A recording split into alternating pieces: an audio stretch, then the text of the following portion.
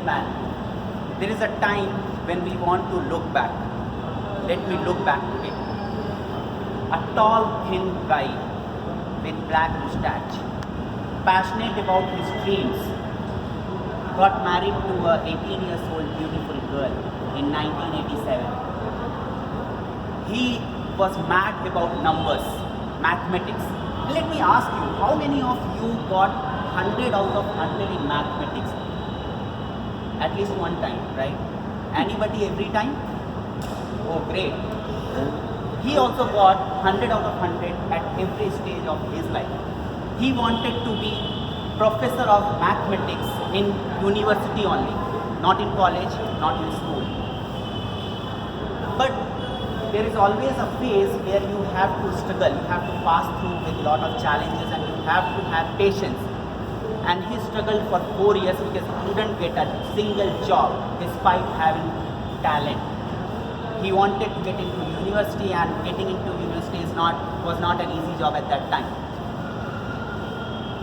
I still believe that he always thought that what he thinks he can do it. If you dream about something, you can do it. And that is why he decided to do coaching tuition for 4 years. He has to manage his family. And that is why that girl used to eat a lot of Parle-G. And I like Parle-G. It's my favorite biscuit because I was inside her. She is none other than my mother, and I am talking about my father. Good morning, ladies and gentlemen.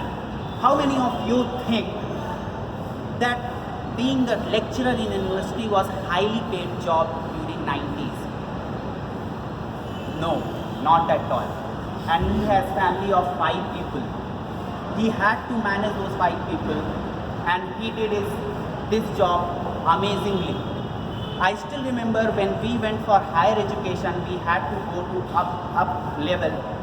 He did coaching tuition again for 6 years.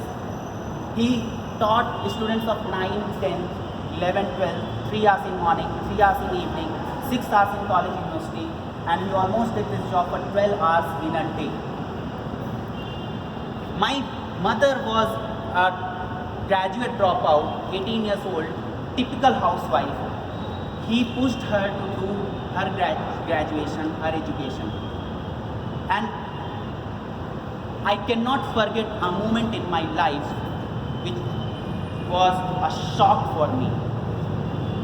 Even the darkest week has 7 days, right? But for me that week had 27 days, I believe.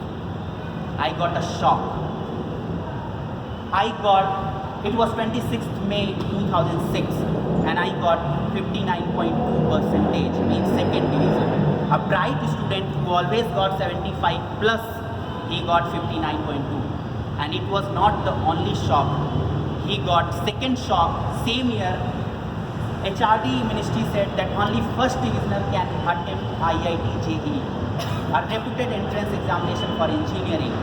And every child wanted to get into IIT, if not IIT, NIT, if not NIT, at least VIT. But I was not eligible for any of those. I felt that people don't shake hand with you. They shake hand with your appearance. They shake hand with your possession. And exactly the same thing happened with me. None of them were talking to me. My parents were feeling disappointed about me. And I always used to laugh at people who used to commit suicide because of marks, because of getting failed. And I was the one who decided after 2 days that I would commit suicide. I also decided how I would commit suicide because railway station was near my home. And that moment I still remember that person, my father realized there is something wrong, I need to sit with this guy. And he sat with me. He asked me, what do you think? That your past moments, past failure, past learning is to define you? No, it's not to define you. It's to guide you. You have to go a long way. You have amazing things waiting for you. And when a no degree holder can drive this country, become a politician, a second divisioner, third divisioner can implement the policy, can become IS, IPS officer in this country, why can't you do something? and don't be depressed. Always believe that in democracy, तुम्हारी बोली ही तुम्हारी गोली है, तुम्हारी pen ही तुम्हारी gun है. Means your pen is your gun and your voice is your bullet. Use it wisely. He not only gave me birth, but on that day he gave me rebirth. Buddha says that what you feel, you become. What you think, you imagine. The same thing, he defined me. He defined my thinking, he defined my imagination, he defined my power. And I always owe to him. It's not only me. It is not possible without giving up that all about me attitude. It was my mother who was nothing in that family. He pushed her. If he is professor now, she is successful journalist. If he is doctorate, she is doctorate. If he is a philosopher, great philosopher, she is successful political activist. And I see that change in my family. He still doesn't have his own home. He still doesn't have his own car.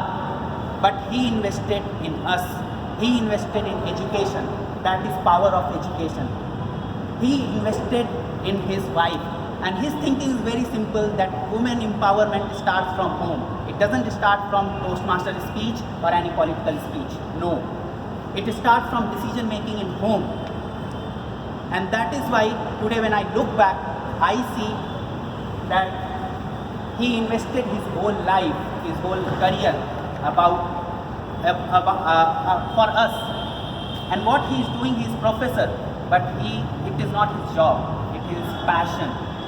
He not only shaped our career, he shaped the career of thousands and thousands of students. You ask any student, I guarantee you that they will give positive feedback and they will go to him. This is again not possible without power of giving up all about my attitude, all about me attitude.